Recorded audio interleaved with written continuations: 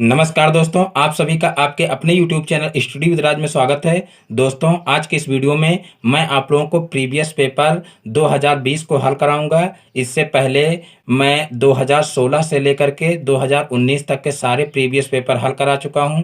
तो जो लोग अभी तक मेरे वीडियो ना देखे हों तो वीडियो के नीचे डिस्क्रिप्शन में डीएलएड थर्ड सेमेस्टर गणित के प्रीवियस पेपर के प्लेलिस्ट का लिंक दिया हुआ है, तो वहां से आप लोग मेरे वो वीडियो भी देख सकते हैं। और साथ ही में यदि मेरा ये वीडियो पसंद आए तो वीडियो को लाइक करें, और इस चैनल पर नए हैं तो चैनल को सब्सक्राइब करें।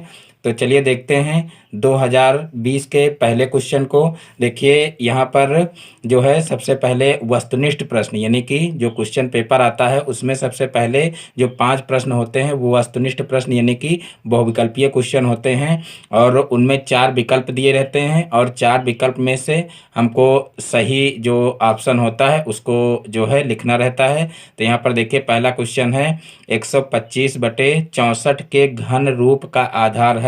यानी कि सबसे पहले हमको क्या करना है, इसको घन के रूप में लिखना है और फिर उसका आधार बताना है कि उसका आधार कितना होगा। तो देखिए इसको कैसे हल करेंगे। देखिए 125/64 के घन रूप का आधार क्या है ये बताना है हमको। तो यहाँ पर देखिए 5/4 का अगर हम घन कर दें इस तरीके से, देखिए 25 25 पंचे 125 होता है, और 4 का क्यूब करेंगे तो 4 चौक 16, 16 चौक को 64, यानी कि 5/4 का होल क्यूब अगर कर दिया जाए तो 125/64 के बराबर हो जाएगा। तो ये घन रूप में इस तरीके से लिख जाएगा। अब इसका हमको बताना है कि आधार क्या होगा। तो देखिए आधार 5/4 होगा, और घात यहाँ पर अगर पूछा जाता तो घात 3 होती। तो यहाँ पर आधार लिखना है, तो यहाँ पर हम लिख लेंगे इसका आधार बराबर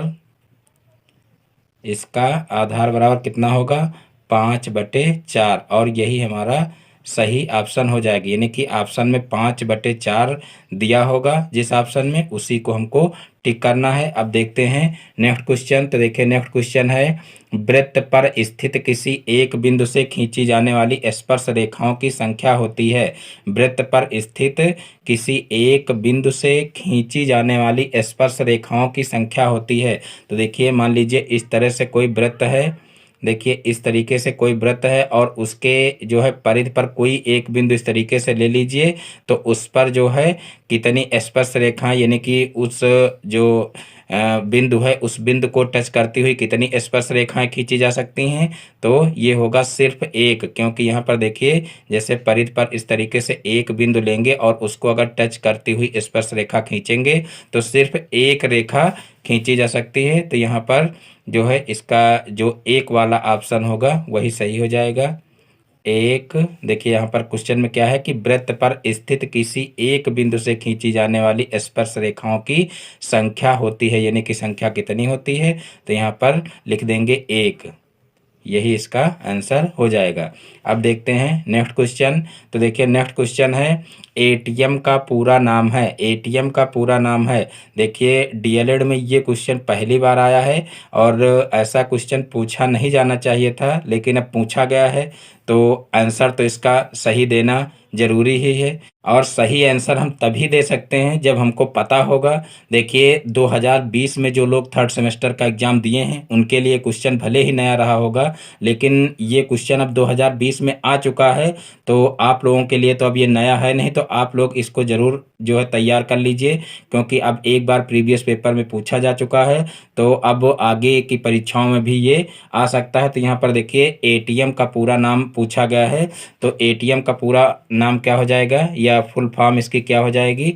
तो देखिए ऑटोमेटेड टेलर मशीन, इसका जो है फुल फॉर्म हो जाएगा ऑटोमेटेड टेलर मशीन। तो उसको लिख लेते हैं यहाँ पर मेटेड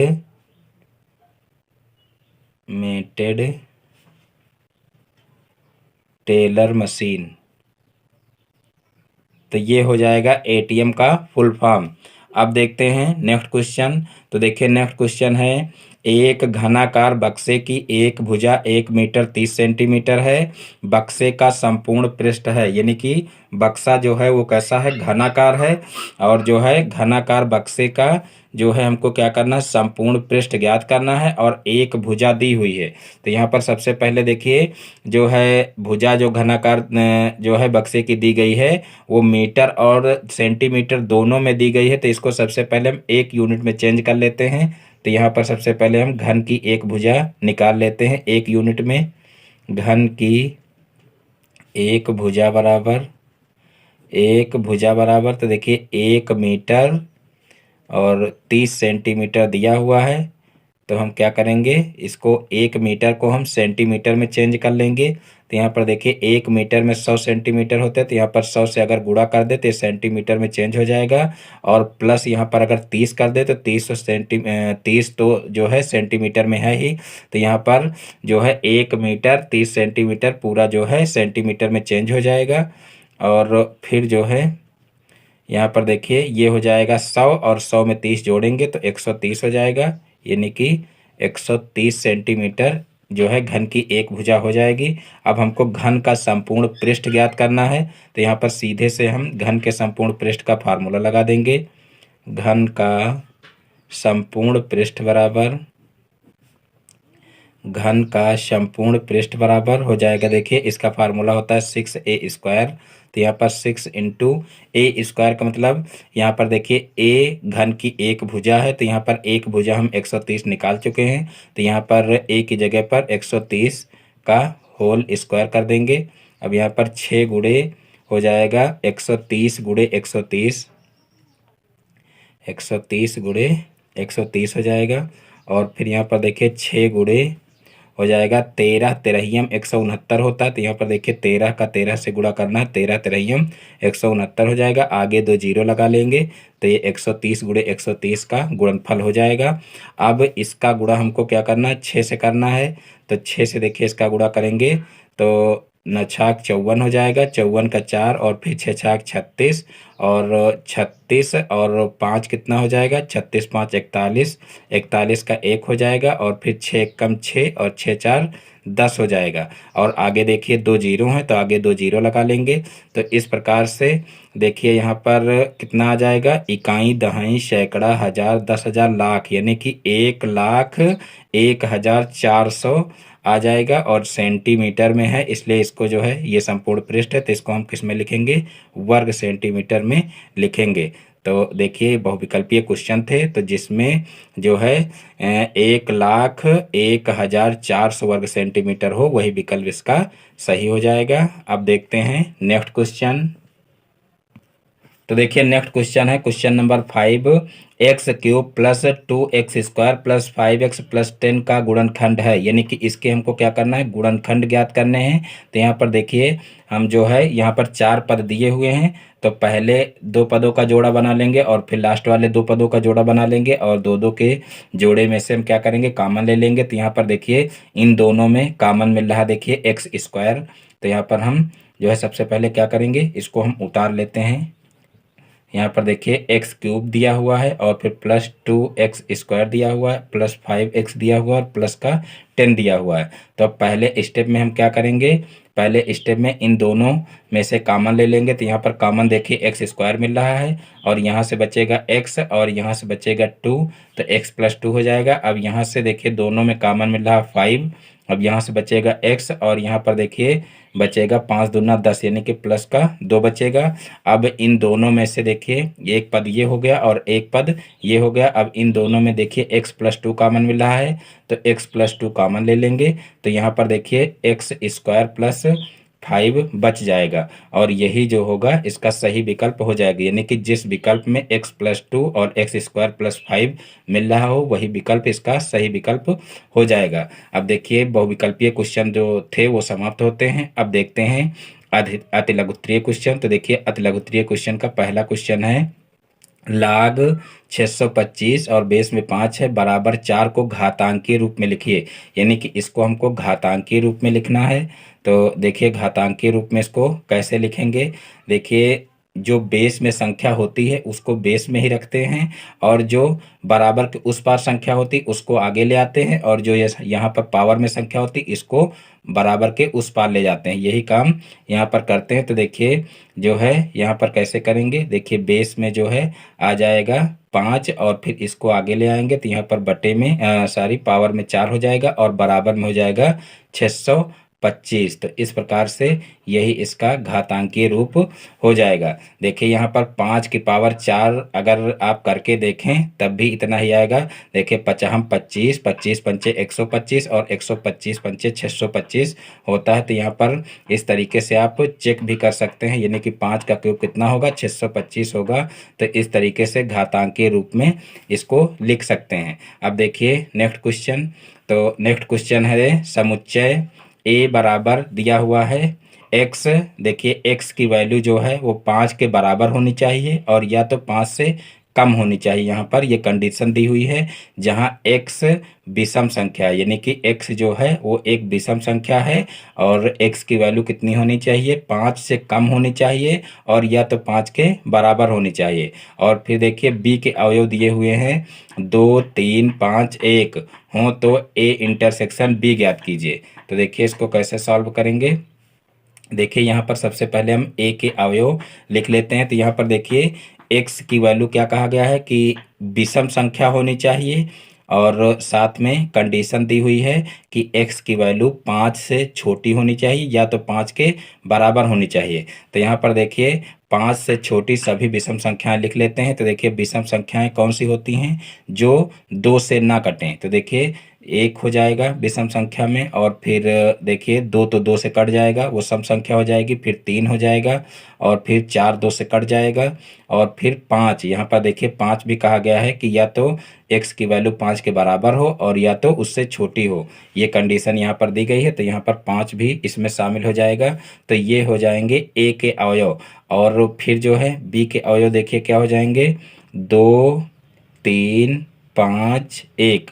देखिए इसको आप लोग अच्छे से समझ लीजिएगा, क्योंकि इस टाइप का क्वेश्चन पहली बार आया है, तो हो सकता है आप लोगों को थोड़ा सा अलग लगे, लेकिन आसान है। यहाँ पर सिर्फ ये कंडीशन समझ लीजिए कि देखिए एक्स की जो वैल्यू है वो एक विषम संख्या होनी चाहिए, और 5 से छोटी या 5 के बराबर होनी चाहिए।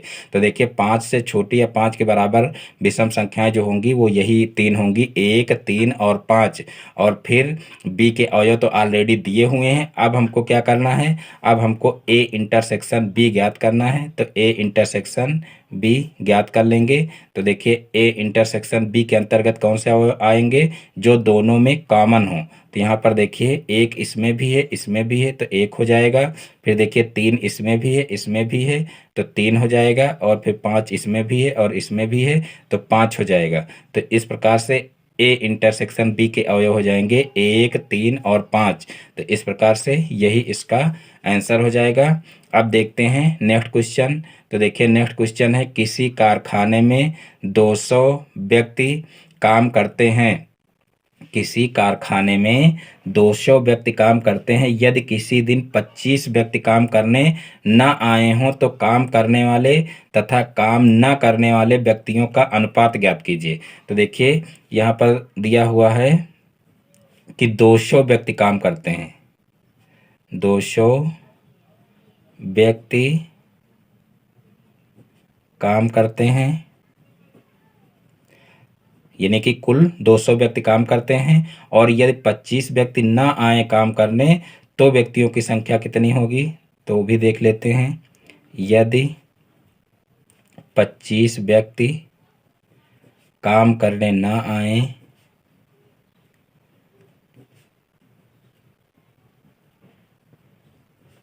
तो काम करने वाले व्यक्तियों की संख्या बराबर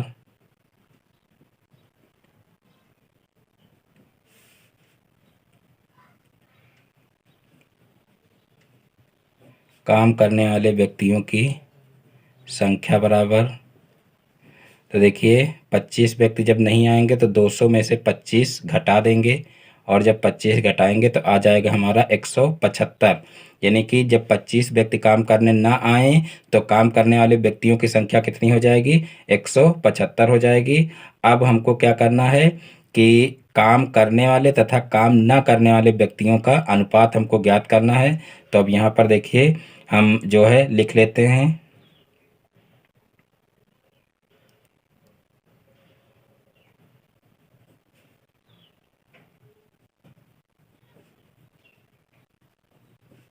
काम करने वाले व्यक्ति और बटे हो जाएगा काम न करने वाले व्यक्ति।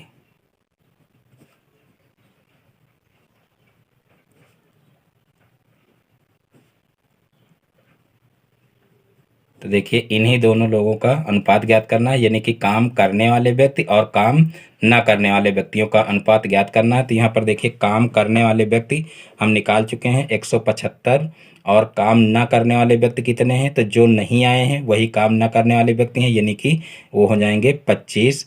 तो 175 बटे 25 कर देंगे। अब 25 से हम 175 को भाग कर देंगे।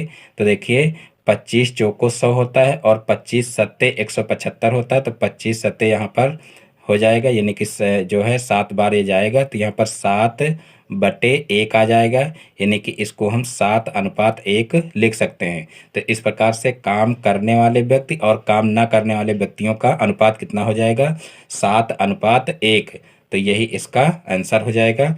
अब देखते हैं नेक्स्ट क्वेश्चन। देखिए ये क्वेश्चन जो है ये भी थोड़ा अलग टाइप का क्वेश्चन पूछा गया है। तो इस प्रकार से आप लोग जो है थर्ड सेमेस्टर के लिए बहुत अच्छे से तैयारी कर लीजिए, यानी कि सिर्फ प्रीवियस ईयर के क्वेश्चन के सहारे आप लोग ना रहिए, थोड़ा अलग से भी तैयारी रखिए, क्योंकि 2020 का जो क्वेश्चन पेपर है इसमें बहुत सारे क्वेश्चन ऐसे पूछे गए हैं जो प्रीवियस ईयर के नहीं हैं। तो इस प्रकार से आप लोग जो है अलग से भी क्वेश्चन तैयार करते रहना, और थोड़े बहुत प्रीवियस ईयर के क्वेश्चन भी इसमें पूछे गए हैं, तो पूछे जा सकते हैं प्रीवियस ईयर के भी क्वेश्चन ज़्यादा से ज़्यादा। लेकिन आप लोग अलग से भी अच्छी तैयारी जो है करते रहिए, जिससे आप लोगों को पूरे के पूरे नंबर मिल सकें। अब यहाँ पर देखिए जो ये क्वेश्चन पूछा गया है ये प्रीवियस ईयर का क्वेश्चन है। यहाँ पर देखिए x² प्लस 7x प्लस 14 में x+3 से भाग कर भागफल तथा शेषफल ज्ञात कीजिए, यानी कि हमको भाग करना है यहाँ पर। तो देखिए x+3 से भाग करना है x² प्लस 7x प्लस 14 को। तो यहाँ पर देखिए सबसे पहले हम जो है यहाँ पर देखिए x² लाना है, तो सबसे पहले हम x बार ले जाएंगे। तो देखिए x का x से गुणा होगा तो x² हो जाएगा, फिर x का 3 से गुणा होगा तो प्लस का 3x हो जाएगा। अब यहाँ पर हम घटा देंगे तो घटाने पर चिन्ह चेंज हो जाते हैं, तो x से x कैंसिल हो जाएगा। अब 7 में से 3 चला जाएगा तो यहाँ पर हो जाएगा 4x, और प्लस यहाँ पर हो जाएगा 14, ऊपर से उतार लेंगे। अब यहाँ पर हमको 4x लाना है, तो यहाँ पर अगर हम प्लस का 4 ले लें तो देखिए 4x हो जाएगा, 4x और फिर 4 का 3 से गुणा होगा तो 4×3 12 हो जाएगा। अब घटा लेंगे तो घटाने पर चिन्ह चेंज हो जाते हैं, तो इस प्रकार से ये कैंसिल हो जाएगा। अब 14 में से 12 घट जाएगा तो यहाँ पर 2 आ जाएगा। तो इस प्रकार से देखिए भागफल हमारा कितना आ जाएगा, भागफल बराबर आ जाएगा x+4 और शेषफल बराबर आ जाएगा 2। तो इस प्रकार से यही इसका आंसर हो जाएगा। अब देखते हैं नेक्स्ट क्वेश्चन। तो देखिए नेक्स्ट क्वेश्चन है क्वेश्चन नंबर 10। 5,000 रुपये का 10% वार्षिक ब्याज की दर से 3 वर्ष का चक्रवृद्धि मिश्र धन ज्ञात कीजिए। ये क्वेश्चन भी देखिए प्रीवियस ईयर का पूछा गया क्वेश्चन है। ये क्वेश्चन 2017 में पूछा गया था, लेकिन दोनों में थोड़ा सा अंतर है, क्योंकि यहाँ पर देखिए चक्रवृद्धि मिश्र धन पूछा गया है और वहाँ पर जो है चक्रवृद्धि ब्याज पूछा गया है, और बाकी क्वेश्चन सेम है। यानी कि यहाँ पर सिर्फ जो है ब्याज की जगह पर चक्रवृद्धि मिश्र धन पूछा गया है, और बाकी जो क्वेश्चन 2017 में पूछा गया था सेम वही क्वेश्चन है। तो देखिए यहाँ पर मूलधन दिया हुआ है, मूलधन दिया हुआ है कितना, 5,000 रुपये, और फिर देखिए दर दी हुई है 10%, और फिर देखिए समय दिया हुआ है, समय दिया हुआ है 3 वर्ष, और चक्रवृद्धि मिश्र धन ज्ञात करना है, यानी कि हमको ए ज्ञात करना है। तो ए बराबर यहाँ पर हम फार्मूला लगा देंगे, ए बराबर P1 + R/100 की पावर T। अब यहाँ पर देखिए ए हमको ज्ञात करना है, तो इसको ऐसे ही रखेंगे। पी यानी कि जो प्रिंसिपल है, मूलधन है, वो यहाँ पर दिया हुआ, तो इसकी जगह पर हम 5,000 लिख लेंगे। फिर 1 प्लस आर दिया हुआ है यानी कि दर दी हुई है 10%। और फिर समय दिया हुआ है, देखिए 3 वर्ष, यहाँ पर बटे में 100 हो जाएगा, और समय दिया हुआ है 3 वर्ष। अब जो है यहाँ पर 5,000 हो जाएगा, और फिर यहाँ पर देखिए 0 से 0 ये कैंसिल हो जाएगा, तो यहाँ पर बचेगा 10, 10 एकम 10 और 1 11, 11 बटे 10 हो जाएगा, और इसकी पावर में 3 है तो 3 लिख लेंगे। अब इसको अलग अलग कर लेंगे, तो यहाँ पर हो जाएगा 5,000 गुणे 11 बटे 10 गुणे 11 बटे 10 गुणे 11 बटे 10। और फिर देखिए इन 3 जीरो से ये तीनों जीरो कैंसिल हो जाएंगे, तो यहाँ पर बटे में संख्या खत्म हो जाएगी। अब ऊपर ऊपर इनका गुणा कर लेते हैं, तो देखिए 11 पच्छे 55 हो जाएगा, और फिर देखिए गुणे 11 ग्रहियम 121 हो जाएगा। अब 55 का 121 से गुणा कर लेंगे, तो यहाँ पर देखिए 55 एकम 55 का 5 हो जाएगा। फिर 55 दुन्ना हो जाएगा 110, और 110 और 5 115 हो जाएगा, 115 का 5 हो जाएगा। फिर 55 एकम 55 हो जाएगा, और यहाँ पर देखिए जो है कितना हुआ था, 55 दुन्ना 110, और 110 में 5 जोड़े थे तो 115 हुआ था, यानी कि यहाँ पर बचा 11, तो 55 एकम 55 हो गया, और फिर 11 इसमें जोड़ेंगे तो 66 हो जाएगा। तो इस प्रकार से 6,655 हमारा आंसर आ जाएगा, यानी कि इसका जो मिश्र धन है वो मिश्र धन कितना आ जाएगा, 6,655 रुपया। तो इस प्रकार से यही इसका आंसर हो जाएगा, क्योंकि चक्रवृद्धि मिश्र धन ही पूछा गया है। अगर क्वेश्चन में चक्रवृद्धि ब्याज पूछा गया होता तो हम क्या करते कि इस मिश्र धन में से मूलधन घटा लेते, तो हमारा जो है चक्रवृद्धि ब्याज भी निकल आता। लेकिन अब क्वेश्चन में सिर्फ जो है चक्रवृद्धि मिश्र धन ही पूछा गया है, तो क्वेश्चन को यहीं तक हल करेंगे और यही इसका आंसर हो जाएगा। अब देखते हैं नेक्स्ट क्वेश्चन। तो देखिए नेक्स्ट क्वेश्चन है, यदि देखिए यदि 2.5 अनुपात x समानुपात 1.25 और अनुपात 2.5 हो तो x का मान ज्ञात कीजिए। देखिए यहाँ पर दशमलव में संख्याएं दी गई हैं और समानुपात में ये पद दिए हुए हैं, तो इनका क्या करना है, x की वैल्यू इनमें हमको निकालना है। तो देखिए समानुपात की एक कंडीशन होती है कि मध्य पदों का गुणनफल बाह्य पदों के गुणनफल के बराबर होता है, तो वही कंडीशन हमको यहाँ पर लगाना है। तो देखिए मध्य पदों का गुणा कर लेंगे। सबसे पहले 1.25 मल्टीप्लाई बाई एक्स हो जाएगा, बराबर वाह पदों का गुणा कर लेंगे तो हो जाएगा 2.5 मल्टीप्लाई बाई 2.5। अब यहाँ पर x को इधर ही रखेंगे और इसको पक्षांतर कर देंगे, क्योंकि हमको x की वैल्यू ज्ञात करनी है। तो 2.5 हो जाएगा मल्टीप्लाई बाई 2.5, और फिर अपान 1.25 हो जाएगा। अब यहाँ पर देखिए 2 अंकों के बाद दशमलव लगा है, 1 अंक यहाँ और 1 अंक यहाँ, और नीचे भी देखिए 2 अंकों के बाद दशमलव लगा है, तो यहाँ से हम दशमलव हटा सकते हैं। अब डायरेक्ट हम 25 से जो है इसको सरल कर लेंगे, तो देखिए 25 से कम 25 हो जाएगा, और 25 चौको 100 होता है, और 25 पंचे 125 होता है, तो यहाँ पर 5 आ जाएगा। अब 5 से भाग कर देंगे 25 को, तो 5 25 हो जाएगा। तो इस प्रकार से x बराबर हमारा 5 आ जाएगा, यानी कि x की वैल्यू ही हमको निकालनी थी, तो x की वैल्यू कितनी हो जाएगी, x की वैल्यू 5 हो जाएगी, तो यही हमारा आंसर हो जाएगा। अब देखते हैं नेक्स्ट क्वेश्चन। तो देखिए नेक्स्ट क्वेश्चन है लघुत्तरीय प्रश्न, क्योंकि अब देखिए जो अतिलघुत्तरीय क्वेश्चन है वो समाप्त हो चुके हैं, तो अब ये लघुत्तरीय प्रश्न शुरू हो गए हैं। तो लघुत्तरीय प्रश्न का पहला जो क्वेश्चन है वो देखते हैं। पार्श्व चित्र में ओ वृत्त का केंद्र है, देखिए चित्र बना हुआ है और कहा गया है कि इसमें ओ वृत्त का केंद्र है, और ए बी सी डी जो है, ए बी सी डी ये एक चक्रीय चतुर्भुज है। यदि ए डी सी यानी कि ए डी सी ये कोण दिया हुआ है 140 डिग्री हो, तो कोण बी ए सी ज्ञात कीजिए। कोण बी, देखिए बी ए सी यानी कि ये कोण हमको ज्ञात करना है, कितना होगा। तो देखिए यहाँ पर कैसे इसको हल करेंगे। सबसे पहले देखिए हम लिख लेते हैं, चूंकि कोण ए डी सी बराबर दिया हुआ है कितना, 140 डिग्री, अतः कोण ए बी सी कितना हो जाएगा। देखिए ये एक चक्रीय चतुर्भुज है, क्योंकि ये कहा गया है यहाँ पर देखिए ए बी सी डी एक चक्रीय चतुर्भुज है। तो जब ये एक चक्रीय चतुर्भुज है तो चक्रीय चतुर्भुज के सम्मुख कोणों का योग 180 डिग्री होता है। ये एक प्रमेय है। और देखिए जो है यहाँ पर हमको ए बी सी सबसे पहले निकालना है। तो देखिए ए बी सी कितना हो जाएगा, अगर हम 180 में से 140 को घटा दें तो हमारा ए बी सी निकल आएगा।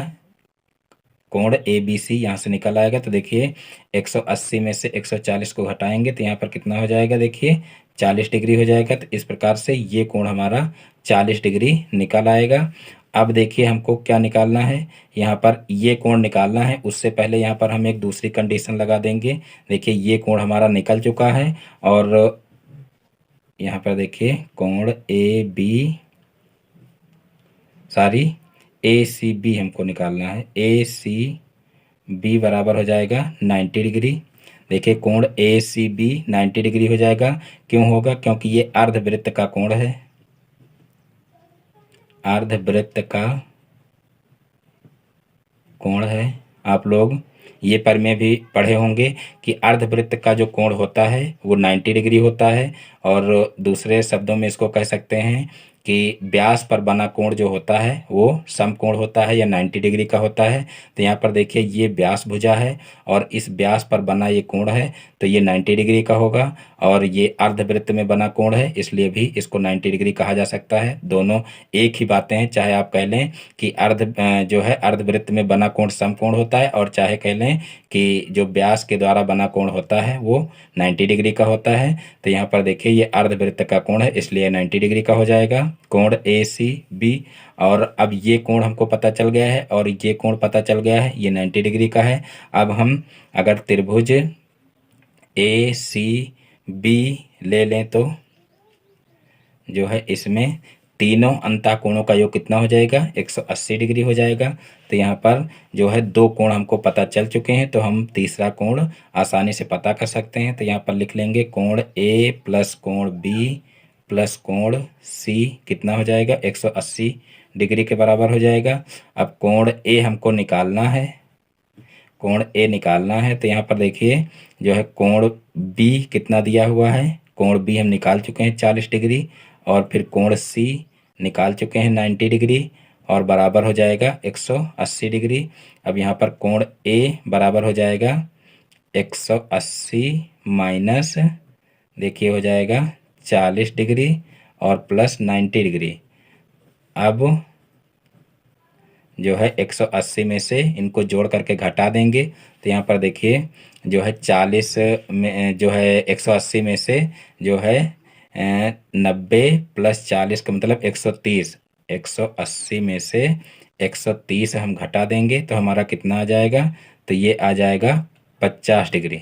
तो इस प्रकार से देखिए कोण ए 50 डिग्री हमारा निकल आएगा और यही हमको निकालना था। तो इस प्रकार से ये क्वेश्चन भी आसानी से हल हो जाएगा। अब देखते हैं नेक्स्ट क्वेश्चन। तो देखिए नेक्स्ट क्वेश्चन है क्वेश्चन नंबर 13। नीचे दी गई सारणी में 50 विद्यार्थियों के भार किलोग्राम में दिए गए हैं, इनके भार का समांतर माध्य ज्ञात कीजिए। देखिए ये क्वेश्चन कई बार पूछा गया है तो इसको आप लोग बहुत ही अच्छे से तैयार कर लेना, क्योंकि ये देखिए जो है सेम इसी टाइप का क्वेश्चन 2017 में पूछा गया है और 2016 में स्वयं यही क्वेश्चन पूछा गया है और उसके बाद फिर 2020 में भी देख लीजिए ये क्वेश्चन पूछा गया है और आगे आने वाली परीक्षाओं में भी ये क्वेश्चन पूछा जा सकता है, क्योंकि ये हर बार क्वेश्चन पूछा जाता है। तो इसको आप लोग अच्छे से तैयार कर लेना।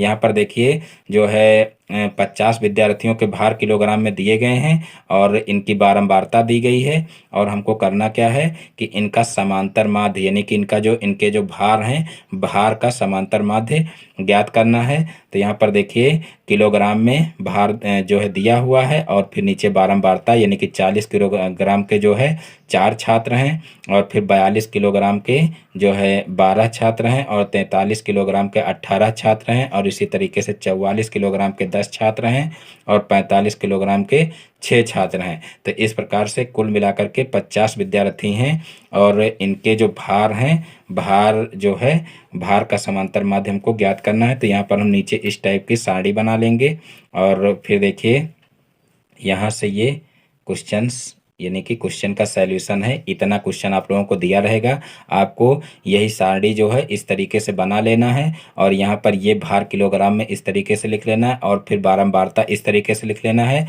अब यहाँ पर ये x हो जाएगा, ये f हो जाएगा, यहाँ पर x इंटू एफ हमको सबसे पहले ज्ञात करना है, यानी कि इन दोनों का गुणा करना है। तो देखिए 4 चौक 16 हो जाएगा, 4 चौक 16 का मतलब यहाँ पर 160 हो जाएगा। फिर यहाँ पर देखिए 12 का गुणा 42 से करेंगे तो 12 दूना 24, 24 का 4 हो जाएगा और फिर 12 चौक 48 और 48 दो 50 हो जाएगा, यहाँ पर 5 से 4 आ जाएगा। फिर 18 3 54, 54 का 4 हो जाएगा और फिर 18 चौक 72 और 72 और 5 77 हो जाएगा। और फिर देखिए 10 का गुणा 44 से करेंगे तो 440 हो जाएगा और फिर देखिए 6 का गुणा 45 से करेंगे तो 6 पंचे 30, 30 का 0 हो जाएगा और 6 चौक 24 और 24 और 3 27, यानी कि यहाँ पर 270 हो जाएगा। अब इन सभी का योग ज्ञात कर लेंगे तो यहाँ पर देखिए ये हो जाएगा sigma F x, sigma F x ज्ञात करेंगे तो यहाँ पर देखिए 4 4 8 हो जाएगा और फिर जो है यहाँ पर देखिए 6 और 7, 6 6 12, 12 एक 13 हो जाएगा और 13 और 4, 13 4 17 और 17 7 कितना हो जाएगा, इसका 4 हो जाएगा।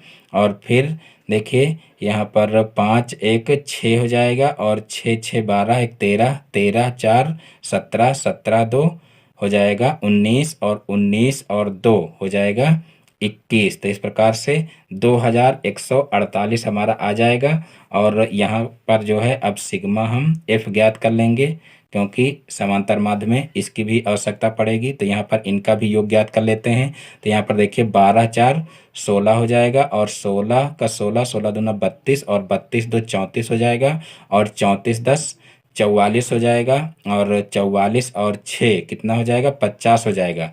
इनको हम चाहे जोड़ लें और चाहे यहाँ पर देखिए कहा गया है कि 50 विद्यार्थियों के भार, यानी कि इनका योग ऑलरेडी दिया हुआ है 50, क्योंकि यहाँ पर विद्यार्थियों की बारंबारता ही दी गई है, यानी कि जो है कितने किलोग्राम के कितने छात्र हैं वही यहाँ पर दिया हुआ है। तो वैसे भी इसका योग जो है वो 50 ही आना चाहिए।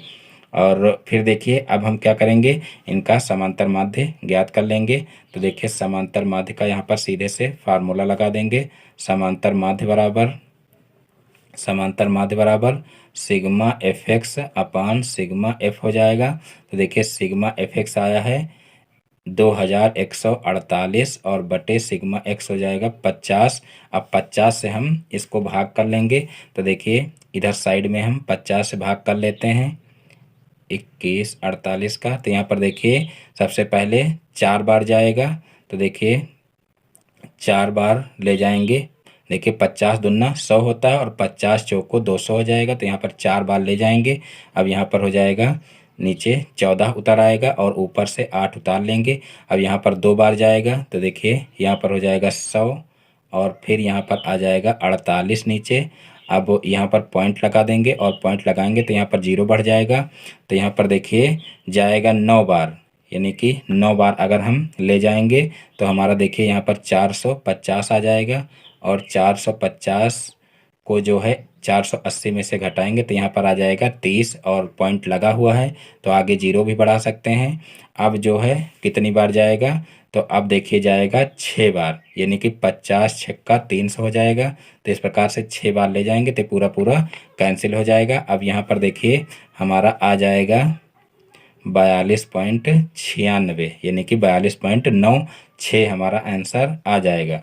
तो इस प्रकार से ये क्वेश्चन भी हल हो जाएगा। इस क्वेश्चन को आप लोग बहुत अच्छे से तैयार कर लीजिए क्योंकि बार बार यही क्वेश्चन पूछा जाता है, तो इसको आप लोग ज़रूर अच्छे से तैयार कर लेना। अब देखते हैं नेक्स्ट क्वेश्चन। तो देखिए नेक्स्ट क्वेश्चन है वृत्त की एक जीवा की लंबाई उसकी त्रिज्या के बराबर है, जीवा द्वारा लघु वृत्तखंड पर आंतरिक कोण ज्ञात कीजिए। ये क्वेश्चन भी देख लीजिए, थोड़ा अलग टाइप का पूछा गया है, यानी कि अन्य प्रीवियस ईयर के पेपर में ऐसा क्वेश्चन नहीं पूछा गया है।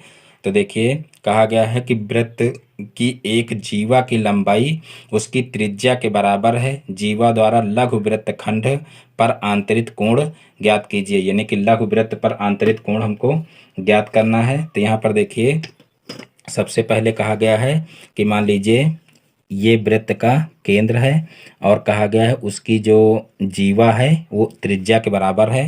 यानी कि जैसे ये मान लीजिए एक त्रिज्या हो गई और इसके बराबर ही ये जो इसकी जीवा है, जैसे ये एक जीवा खींची गई तो इसके बराबर ही है।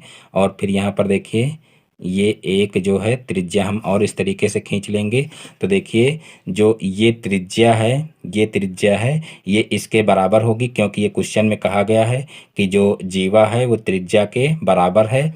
और फिर कहा गया है कि जीवा द्वारा लघु वृत्तखंड पर आंतरिक कोण ज्ञात कीजिए। तो देखिए ये जीवा है और ये जो है ये लघु वृत्त है। यानी कि देखिए जो जीवा होती है वो वृत्त को दो भागों में बांटती है, एक लघु वृत्तखंड और एक दीर्घ वृत्तखंड। तो यहाँ पर जो ये इतना भाग होगा यहाँ से यहाँ तक ये दीर्घ वृत्तखंड होगा और यहाँ से ये इतना जो होगा वो लघु वृत्तखंड होगा।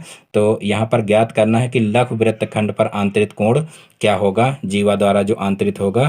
तो यहाँ पर देखिए जो ये कोण है, देखिए लघु वृत्त में जो कोण बनेगा वो इस तरीके से यहाँ पर बनेगा। तो ये कोण हमको ज्ञात करना है इस तरीके से। देखिए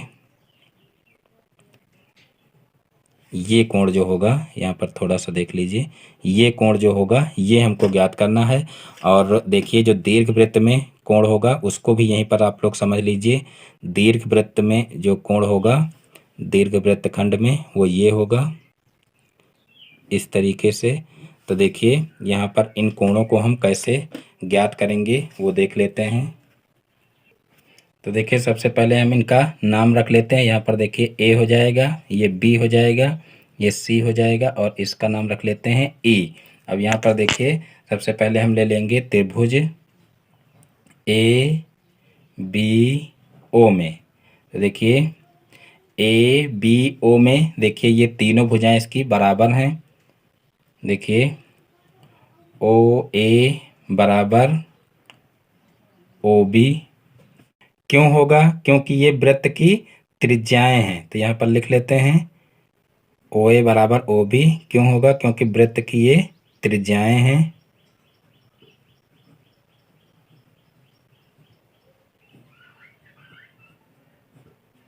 और देखिए ओ ए बराबर ओ बी बराबर होगा ए बी, क्योंकि ये दिया हुआ है कि जो वृत्त की जीवा है वो भी त्रिज्या के बराबर है। तो यहाँ पर ओ ए बराबर ओ बी बराबर ए बी हो जाएगा। क्यों होगा? क्योंकि ये दिया हुआ है, दिया है। अब देखिए त्रिभुज में जब ये तीनों भुजाएं बराबर हैं तो जब तीनों भुजाएं बराबर हों तो उनके कोण भी बराबर होते हैं। अतः कोण ए बराबर कोण बी बराबर कोण ओ बराबर हो जाएगा कितना? 60 डिग्री, क्योंकि तीनों अंतः कोणों का योग त्रिभुज के 180 डिग्री होता है। और जब तीनों कोण बराबर हैं तो 180/3 हो जाएगा। तो 3 छंग 18 होता है, यानी कि 60 डिग्री प्रत्येक कोण का मान हो जाएगा। तो यहाँ पर कोण ए जो ये कोण है और जो ये कोण है और जो ये कोण है, ये तीनों कोण कितने कितने डिग्री के हो जाएंगे? तो वो हो जाएंगे 60 डिग्री के। और फिर देखिए हमको निकालना ये कोण है। तो देखिए ये कोण निकालने के लिए हम क्या करेंगे? देखिए यहाँ पर लिख लेंगे कोण ए ई बी बराबर 1/2 बृहत कोण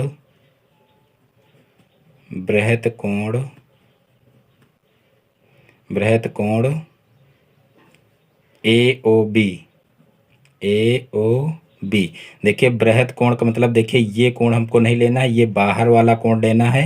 यानी कि किसी भी जीवा द्वारा वृत्त के केंद्र पर बना कोण परिधि पर बने कोण का 2 गुना होता है और किसी भी जीवा द्वारा वृत्त की परिधि पर बना कोण केंद्र पर बने कोण का आधा होता है। ये कंडीशन यहाँ पर लगाना है। तो यहाँ पर देखिए ये परिधि पर बना कोण है तो ये केंद्र पर बने कोण का आधा होगा, लेकिन इस कोण का आधा ये होता है और इस कोण का आधा ये कोण होता है। ये हमको विशेष रूप से ध्यान रखना है।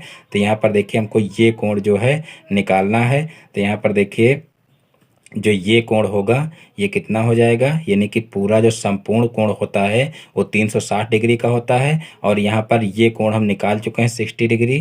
तो यहाँ पर देखिए 1/2 बृहत कोण ए ओ बी हमको निकालना है, यानी कि ये कोण ए ओ बी। तो यहाँ पर देखिए 360 - 60 डिग्री हो जाएगा।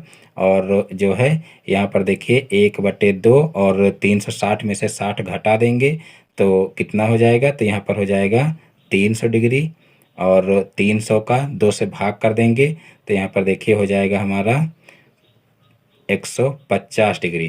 तो इस प्रकार से कोण ए ई बी हमारा निकल आएगा 150 डिग्री। इस तरीके से भी इसको हल कर सकते हैं। और देखिए एक दूसरा भी तरीका है, यानी कि यहाँ पर जैसे इस कोण को 60 डिग्री हम निकाल चुके हैं, तो हम चाहें तो इस कोण को निकाल सकते हैं। तो यहाँ पर देखिए इस कोण को अगर हम निकालेंगे तो ये कोण इसका आधा हो जाएगा, यानी कि ये 60 डिग्री का है तो ये 30 डिग्री का हो जाएगा। और जब ये 30 डिग्री का हो जाएगा तो यहाँ पर देखिए AEBC ये चक्रीय चतुर्भुज है। तो चक्रीय चतुर्भुज के जो सम्मुख कोण होते हैं उनका योग जो होता है वो 180 डिग्री होता है। तो यहाँ पर ये 30 डिग्री है तो ये 150 डिग्री हो जाएगा, क्योंकि 150 और 30 180 के बराबर हो जाएगा। तो यहाँ पर इस तरीके से भी कर सकते हैं, और जिस तरीके से यहाँ पर क्वेश्चन सॉल्व करा है इस तरीके से भी इसको हल कर सकते हैं। अब देखते हैं नेक्स्ट क्वेश्चन।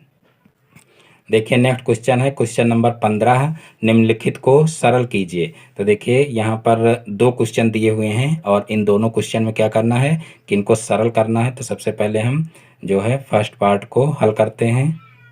देखिए जो फर्स्ट क्वेश्चन है वो दिया हुआ है 2 की पावर -2 माइनस, यहाँ पर देखिए ब्रैकेट में दिया हुआ है, देखिए 2 की पावर -3 और फिर माइनस, यहाँ पर देखिए 2 की पावर -2 माइनस, देखिए 3 की पावर -2। इसको सरल करना है। तो देखिए सबसे पहले हम क्या करेंगे, यहाँ पर देखिए जितनी भी पावर दी गई हैं वो सब माइनस में हैं। तो हम क्या करेंगे, इनको 1 में कर लेंगे तो सारी जो घातें हैं वो प्लस में हो जाएंगी। तो यहाँ पर 1/2 की पावर 2 हो जाएगा, और फिर माइनस यहाँ पर हो जाएगा -1/2 की पावर 3, और फिर माइनस यहाँ पर हो जाएगा, देखिए छोटा ब्रैकेट है तो यहाँ पर हो जाएगा 1/2 की पावर 2 माइनस, यहाँ पर हो जाएगा 1/3 का स्क्वायर, और फिर देखिए यहाँ पर मंझला ब्रैकेट लग जाएगा और यहाँ पर छोटा ब्रैकेट लग जाएगा। अब देखिए यहाँ पर हो जाएगा 1/4, यानी कि 2 का स्क्वायर करेंगे तो यहाँ पर 1/4 हो जाएगा, माइनस यहाँ पर देखिए -1/8 हो जाएगा, क्योंकि 2 का क्यूब करेंगे तो 2 दूना 4, 4 दूनी 8 हो जाएगा। और फिर माइनस यहाँ पर देखिए इसका स्क्वायर करेंगे तो यहाँ पर हो जाएगा 1/4, और फिर यहाँ पर 1/3 त्रिका 9 हो जाएगा। और फिर अब यहाँ पर एलसीएम ले लेंगे तो देखिए 1/4 माइनस यहाँ पर -1/8 हो जाएगा, और फिर माइनस यहाँ पर एलसीएम लेंगे तो 9 चौक 36 होता है। तो यहाँ पर देखिए 36 एलसीएम हो जाएगा। और यहाँ पर देखिए जो है 4 का गुणा 9 में करेंगे तो 9 चौक 36 होगा, यानी कि ऊपर भी जो है 9 से गुणा हो जाएगा। तो यहाँ पर हो जाएगा 9 माइनस 4 और बटे 9 चौक 36, यानी कि बटे में 36 हो जाएगा। और फिर यहाँ पर मंझला ब्रैकेट लगा लेंगे। अब 1/4 यहाँ पर हो जाएगा, और फिर माइनस यहाँ पर हो जाएगा माइनस का 1/8, और फिर यहाँ पर देखिए 9 में से 4 को माइनस कर देंगे तो यहाँ पर आ जाएगा 5, और बाहर माइनस है इसलिए माइनस ही रहेगा, तो -5/36 हो जाएगा। अब यहाँ से छोटा ब्रैकेट हटा देंगे, अब मंझला ब्रैकेट ही बचेगा। अब यहाँ पर हो जाएगा 1/4 और माइनस, तो अब यहाँ पर देखिए 8 और 36 का एलसीएम ले लेंगे तो 8 और 36 का एलसीएम देखिए 72 होगा, क्योंकि 36 तो इसका एलसीएम होगा नहीं, क्योंकि 36 जो है 8 से नहीं कटेगा, इसलिए 36 दूना 72 होता है और 8 नवा 72 होता है, तो 72 ही इसका एलसीएम हो जाएगा। अब यहाँ पर देखिए जो है 72 एलसीएम होगा, तो यहाँ पर देखिए 8 नवा 72 होता है, 9 से गुणा करेंगे तब 72 होगा, तो ऊपर भी 9 से गुणा कर लेंगे तो यहाँ पर माइनस का 9 हो जाएगा। और फिर माइनस यहाँ पर देखिए 36 दूना 72 होता है, तो ऊपर भी 2 से गुणा करेंगे तो यहाँ पर 5 दूना 10 हो जाएगा, और बटे में यहाँ पर हो जाएगा 72। और फिर देखिए यहाँ पर 1/4 हो जाएगा माइनस, अब यहाँ पर देखिए 10 में 9 जुड़ जाएगा, क्योंकि यहाँ पर देखिए जो है दोनों संख्याएं माइनस में है, इसलिए यहाँ पर हो जाएगा जो है 10 9 19 हो जाएगा, और माइनस का 19 होगा, लेकिन बाहर जब ब्रैकेट के लाएंगे तो माइनस माइनस प्लस हो जाएगा, इसलिए यहाँ पर प्लस का 19/72 हो जाएगा। और इसी स्टेप में हम ब्रैकेट को हटा देते हैं। और फिर जो है अब यहाँ पर पुनः एलसीएम लेंगे तो 4 और 72 का एलसीएम कितना होगा, तो देखिए 4 और 72 का एलसीएम हो जाएगा 72, अब देखिए यहाँ पर जो है 4 का कितने से गुणा करें तो 72 होगा, तो यहाँ पर 72 को जो है 4 से भाग कर लेंगे। देखिए 4 एकम 4, और फिर देखिए यहाँ पर बचा जो है 3 और 4 अवट है 32, यानी कि 18 चौक 72 होगा। यानी कि 18 से अगर 4 में गुणा करें तो 72 होगा। तो 18 का ऊपर भी गुणा करेंगे तो यहाँ पर हो जाएगा 18 और प्लस 19 हो जाएगा, और इसका होल बटे 72 हो जाएगा। अब 18 और 19 को जोड़ेंगे तो देखिए 18 दूना 36, एक 37 हो जाएगा और बटे 72 हो जाएगा। यानी कि 37 बटे 72 ही इसका आंसर हो जाएगा। तो इस प्रकार से ये क्वेश्चन भी सॉल्व हो जाएगा। अब देखिए इसी का जो दूसरा क्वेश्चन है वो देख लेते हैं। तो देखिए इसको कैसे सॉल्व करेंगे। देखिए 2 की पावर 5 दिया हुआ है, गुणे दिया हुआ है 16 की पावर -2, और भागे दिया हुआ है 2 की पावर -3। देखिए ये क्वेश्चन प्रीवियस ईयर में पूछा गया है किसी अन्य सत्र में। ये जो है यहाँ पर हम ये तो नहीं बता पाएंगे कि किस सत्र में पूछा गया है, लेकिन मैं जो है हल करवा चुका हूँ ऐसा क्वेश्चन। तो देखिए इसको कैसे हल करेंगे। तो देखिए यहाँ पर दिया हुआ है 2 की पावर 5, तो यहाँ पर 2 की पावर 5 ही लिख लेंगे। फिर यहाँ पर 16 को जो है 2 की पावर में लिख लेते हैं। तो देखिए 2 की पावर में इसको लिखेंगे तो 2 दूना 4, 4 दूनी 8, 8 दूनी 16 होता है, यानी कि 2 की पावर 4 हो जाएगा, और इसकी होल पावर -2 है। और फिर भागे यहाँ पर 2 की पावर -3 है। और अब जो है देखिए इनका गुणा हो जाएगा पावर का, तो यहाँ पर हो जाएगा 2 की पावर 5 गुणे 2 की पावर 4 दूना 8, यानी कि -8 हो जाएगा, और फिर भागे 2 की पावर -3 हो जाएगा। अब देखिए गुणा में घातें जुड़ जाती हैं और भाग में घातें घट जाती हैं जब बेस समान हो। यहाँ पर देखिए 2 यहाँ भी है, 2 यहाँ भी, 2 यहाँ भी है, और ये 2 पद जो है गुणे में दिए हुए हैं, और ये पद जो है वो भाग में दिया हुआ है। तो गुणा में घातें जुड़ जाती हैं और भाग में घातें घट जाते हैं। तो यहाँ पर देखिए इन 2 पदों की घातें जोड़ लेंगे तो यहाँ पर देखिए 5 सॉरी यहाँ पर 2 की पावर हो जाएगा 5, और ये जुड़ेगा, लेकिन जो है जुड़ने पर भी माइनस ही होगा क्योंकि माइनस के चिन्ह के साथ में 8 है। तो यहाँ पर जो है 5 प्लस जो है -8 हो जाएगा, और फिर जो है भाग में घातें घट जाती तो इसको हम घटा लेंगे, माइनस हो जाएगा, और माइनस और फिर ब्रैकेट में -3 दिया हुआ है। तो इस तरीके से इसको लिख लेंगे। अब यहाँ पर देखिए जो है 2 की पावर 5 हो जाएगा, और प्लस माइनस का गुणा होगा तो ये -8 हो जाएगा, और माइनस माइनस का गुणा होगा तो ये +3 हो जाएगा। और देखिए अब जो है यहाँ पर प्लस वाली संख्याएं जुड़ जाएंगी और माइनस वाली संख्याएं फिर उसमें से घट जाएंगी। तो यहाँ पर 2 की पावर हो जाएगा 5 3 8, और माइनस का 8 क्योंकि माइनस का 8 भी दिया हुआ है। अब यहाँ पर हो जाएगा 2 की पावर 0, क्योंकि 8 में से 8 जाएगा तो 0 हो जाएगा। और किसी भी संख्या की पावर में 0 होने पर उसका मान 1 हो जाता है। संख्या चाहे जितनी बड़ी हो और चाहे जितनी छोटी हो, अगर पावर में 0 आ रहा है तो उसका मान जो है 1 के बराबर हो जाता है। तो 1 ही इसका आंसर हो जाएगा। तो इस प्रकार से ये क्वेश्चन भी आसानी से हल हो जाएगा। अब देखते हैं नेक्स्ट क्वेश्चन। तो देखिए नेक्स्ट क्वेश्चन है, यदि टेलीविज़न सेट का मूल्य 15,625 रुपया है, यदि उसका मूल्य प्रतिवर्ष 8% घटता है तो 3 वर्ष बाद उसके मूल्य में कितनी गिरावट आएगी। इस क्वेश्चन को देखिए कैसे सॉल्व करेंगे। यहाँ पर देखिए कहा गया है कि टेलीविज़न सेट का मूल्य 15,625 रुपये है, और यदि उसका मूल्य प्रतिवर्ष 8% घटता है तो 3 वर्ष बाद उसके मूल्य में कितनी गिरावट आएगी। तो देखिए इसको जैसे हम मिश्र धन निकालते हैं वही मिश्र धन वाला यहाँ पर फार्मूला जो है लगाएंगे, और 8% जो है कहा गया है कि जो है उसका मूल्य प्रतिवर्ष 8% घटता है। तो यहाँ पर देखिए जो दर होगी वो यहाँ पर माइनस की ली जाएगी, क्योंकि यहाँ पर बढ़ नहीं रहा घट रहा है। तो यहाँ पर इसकी जो दर है वो माइनस में ले लेंगे, और बाकी जो है इसको हम मिश्र धन की तरह से निकाल लेंगे। तो यहाँ पर देखिए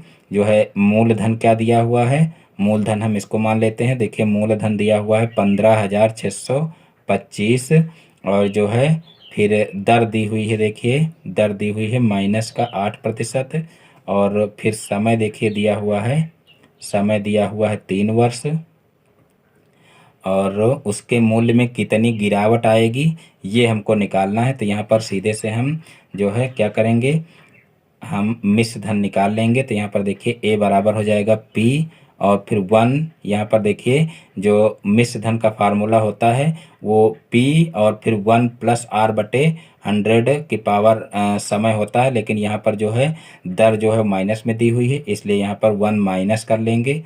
1 माइनस R बटे 100 की पावर T हो जाएगा।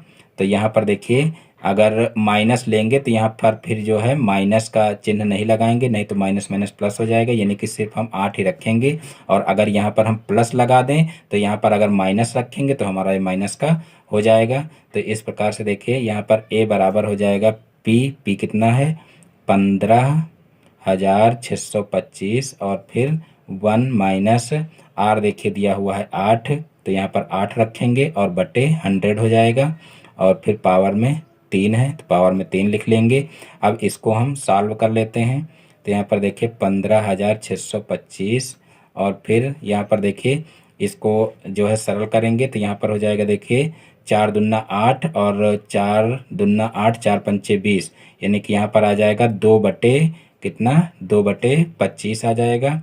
तो यहाँ पर 2 बटे 25 लिख लेंगे और 25 एकम 25 और 25 में से 2 जाएगा तो कितना हो जाएगा 25 में से 2 जाएगा तो 23 हो जाएगा, यानी कि हम इसको 23 बटे 25 जो है डायरेक्ट लिख सकते हैं। तो 23 बटे 25 की पावर 3 हो जाएगा और फिर इसको अलग अलग कर लेंगे। तो यहाँ पर देखिए अलग अलग करेंगे तो 15,625 गुणे हमारा हो जाएगा 23 गुणे 25 और फिर गुणे 23 23 बटे 25 और फिर गुणे 23 बटे 25, इस प्रकार से 3 बार ये हो जाएगा।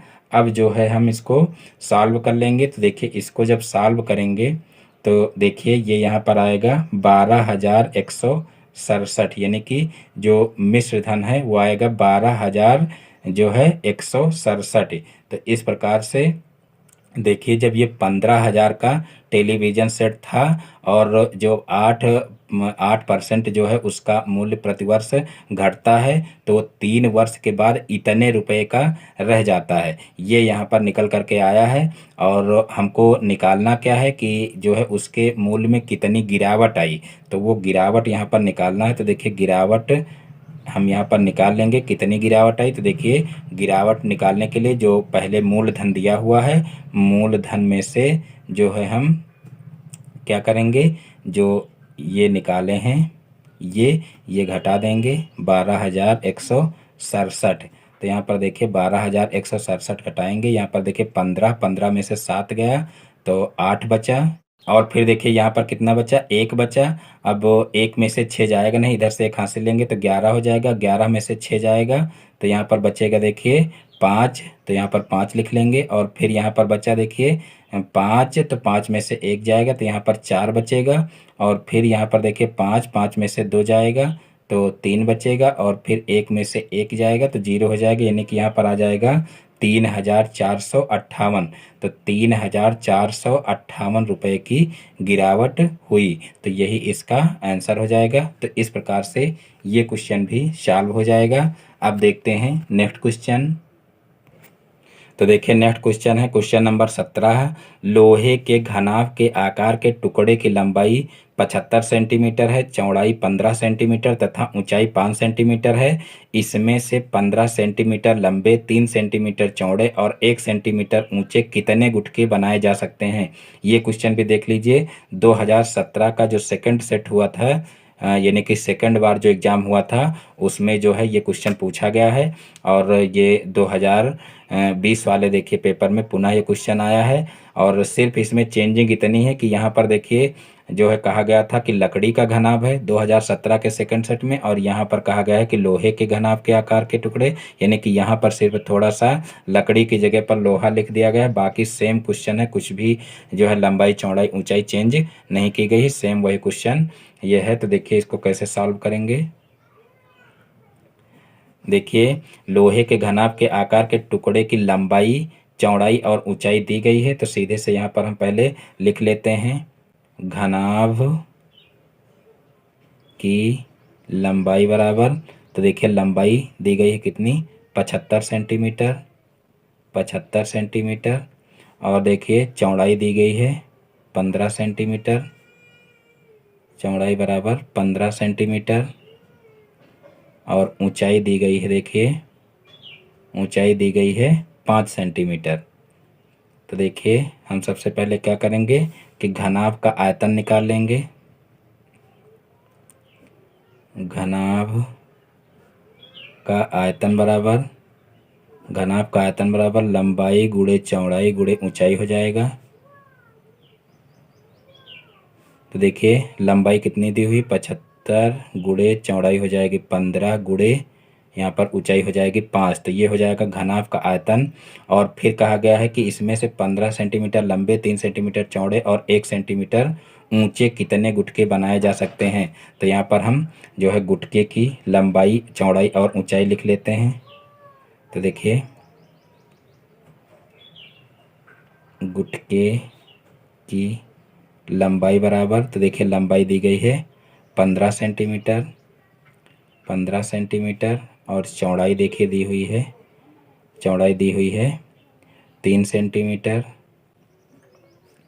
और फिर देखिए ऊंचाई दी गई है, ऊंचाई दी गई है 1 सेंटीमीटर, 1 सेंटीमीटर। तो देखिए गुटके का आयतन क्या हो जाएगा, देखिए गुटके का आयतन, गुटके का आयतन बराबर हो जाएगा लंबाई गुणे चौड़ाई गुणे ऊंचाई। तो देखिए लंबाई कितनी दी हुई है 15 गुणे चौड़ाई हो जाएगी 3 गुणे ऊंचाई हो जाएगी 1। तो ये हो जाएगा गुटके का आयतन। अब देखिए गुटकों की संख्या निकालनी है कि कितने गुटके बनाए जा सकते हैं। तो यहाँ पर हम सीधे से गुटकों की संख्या निकाल लेंगे। तो देखिए गुटकों की संख्या कैसे निकलेगी, गुटकों की संख्या बराबर, तो देखिए जो घनाभ का आयतन है, घनाभ के आयतन को गुटके यानी कि एक गुटके के आयतन से अगर हम भाग कर दें तो जो गुटकों की संख्या है वो निकल आएगी। तो यहाँ पर सीधे से हम जो है गुटकों की संख्या में यही फार्मूला लगा देंगे कि घनाभ का आयतन, घनाभ का आयतन बटे, घनाभ का आयतन बटे एक गुटके का आयतन। यहाँ पर चाहे लिख भी लें एक गुटके का आयतन, एक गुटके का आयतन।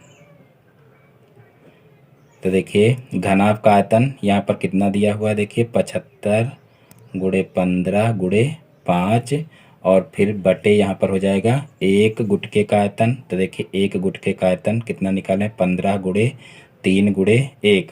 अब यहाँ पर देखिए इसको हम सरल कर लेंगे। तो देखिए 15 पछे 75 होता है, तो यहाँ पर 5 हो जाएगा और फिर यहाँ पर तीनों पछी 15 होता है, यानी कि नीचे से देखिए संख्याएं खत्म हो चुकी हैं। ऊपर 5 गुणे 5 गुणे 5 कर लेते हैं। तो देखिए 25 और 25 पंचे 125 हो जाएगा, यानी कि 125 जो है टुकड़ों की संख्या आ जाएगी। यानी कि जो गुटके निकाले हैं गुटकों की संख्या कितनी आ जाएगी 125। तो यही इसका आंसर हो जाएगा। तो इस प्रकार से ये क्वेश्चन भी सॉल्व हो जाएगा। अब देखते हैं नेक्स्ट क्वेश्चन।